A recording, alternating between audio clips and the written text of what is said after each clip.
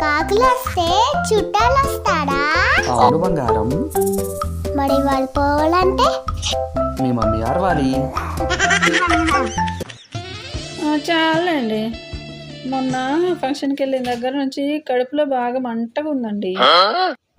ఏముంది, మొన్న మీ వదిన ఫంక్షన్లో 7 వారాల నగలు వేసుకుంది కదా, అందుకని. అయినా మీకు చెప్పటం నాది బుద్ధి తక్కువ. నీలో నాకు నచ్చింది ఇదే నోయ్. నీ తప్పు నువ్వు త్వరగా తెలుసుకుంటా.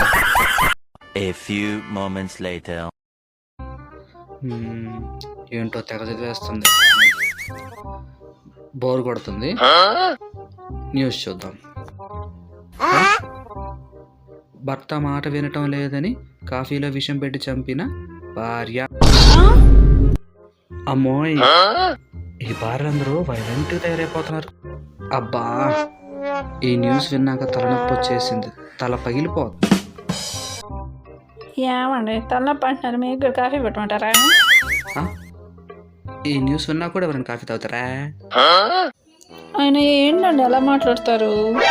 మీ మాట ఎప్పుడైనా నేను కాదా నాన్న? అయినా మీ ఇష్టమేనా? ఇష్టం. అబ్బో, ఇదేం కొత్తగా? ఈరోజు సాలరీ రోజు కూడా కాదే.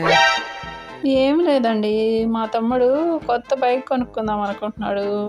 ఒక 50,000 ఇస్తారని. 50,000 సరిపోతాయా? 1,00,000 రూపాయలు ఇమ్మంటావా? అసలు నేను ఎందుకు ఇవ్వాలి మీ తమ్ముడు? నేనేమన్నా బాకియా? ₹1 లేదు. ఊళ్ళో వాళ్ళందరికి ఇస్తాడమ్మా. నేను మా ఇంట్లో వాళ్ళే చేరైపోయాం. మొన్న వాళ్ళ అక్క 10,000 ఇచ్చాడు, వాళ్ళ తమ్ముడికి 50,000 ఇచ్చాడు. అసలు ఆపు ఆపు, నీకు చెప్పలే కదా నీ బర్త్డేకి గిఫ్ట్ ఇద్దామని షాప్లో నెక్లెస్ ఆర్డర్ ఇచ్చి వచ్చాను. షాప్ ఆర్డర్ ఇప్పిస్తా అన్నాడు. అబ్బా, మా ఆయన అయితే మంచాడు. ఆయన మిమ్మల్ని అనవసరంగా అపార్థం చేసుకున్నానండి. నా పెళ్ళంటి సినిమాలో కోట శ్రీనివాసరావు అనుకున్నా, ఇప్పుడే తెలిసింది శ్రీమంతుడిలో మహేష్ బాబని. వారిని కూల్ చేయాలంటే ఇలా బిస్కెట్లు వేయాలి. అమ్మో, తెగ ఫీల్ అయిపోతుంది. నిజంగా నెక్లెస్ కొనలేదని తెలిస్తే కాఫీలో విషయం పెట్టినా పెడతది.